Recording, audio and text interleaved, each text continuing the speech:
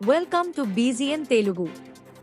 జగన్ పాలనలో 1వ తేదీన పెన్షన్ డబ్బులు అందుకుంటామనే ఆశ విశ్రాంత ఉద్యోగులకు పూర్తిగా పోయింది. వైకాపా పరిపాలించిన 5 ఏళ్లలో ఏవో కొన్ని నెలలు మినహా పెన్షన్ 5వ తేదీ తర్వాతే వచ్చింది. వృద్ధాప్యంలో ఉన్న వారికి ప్రతి నెల మందులు, ఆస్పత్రుల ఖర్చు ఉంటుంది. ఈ అవసరాల కోసం పెన్షన్ ఆధారపడే విశ్రాంత ఉద్యోగులంతా జగన్ సర్కార్ వికృత పాలనలో బలైపోయారు. సమయానికి డబ్బులు అందాక చాలా మంది మందుల దుకాణాల్లో అప్పులు పెట్టాల్సిన దుస్థితి ఏర్పడింది. ఒక పరిస్థితిలో ఒక రోజు ఎప్పుడో తెలియని పరిస్థితి ఏర్పడింది. 1వ తారీఖు పెన్షన్ అనేది కేవలం అందని ద్రాక్ష.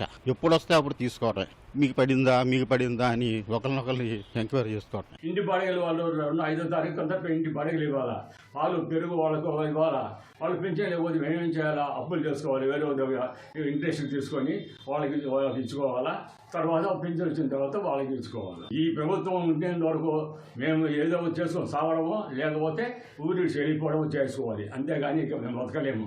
గవర్నమెంట్ తరఫున మాకు ఉండ ఫెసిలిటీ అనేది జీరో. పెన్షన్ రాకపోతే ఒక అడుక్కునేవాడి కంటే హీనంగా బతుకుతాడు. నేను అది అక్షర సత్యం. డిఏ ఏరియర్స్ అనేది ఇంతవరకు ₹1 లేదు. ఆ డిఏ ఏరియర్స్ ఒక్కొక్కరికి 2 లక్షలు 3 లక్షలు రావాలి. అయితే డిఏ ఏరియర్స్ ఇచ్చినట్టు ఆ యొక్క పత్రాలలో చూపించి ఇన్కమ్ ట్యాక్స్ కూడా కట్ చేశారు. ఫ్యామిలీ పెన్షనర్ కానీ మామూలు పెన్షనర్ గారు చనిపోతే ఎంత పెన్షన్ అయితే ఆఖరి పెన్షన్ ఉన్నదో అంత పెన్షను మట్టి ఖర్చులకు ఇచ్చేవాళ్ళు. ఇప్పుడు దానిని ₹25,000 ఇవ్వటం అనేది చాలా దారుణం. ఎప్పుడైనా అడ్వాన్స్ ఎవరికైనా ఇచ్చి అందులో కట్ చేయరండి, కానీ అయ్యారు 27% ఇచ్చి దానిలో కట్ చేసి 23తో క్లోజ్ చేసి చరిత్రలో మొదటిసారి. సామాన్యుడు చేస్తే మోసం చీటింగ్ కేసు పెడతారు సార్. ప్రభుత్వమే రిటైర్ అయినటువంటి వాళ్ళ నోటి దగ్గర తీసుకుంటే ఏమని చెప్పాలి, ఎవరికి చెప్పుకోవాలో తెలియక న్యాయస్థానానికి పోవాల్సిన సంఘాలు.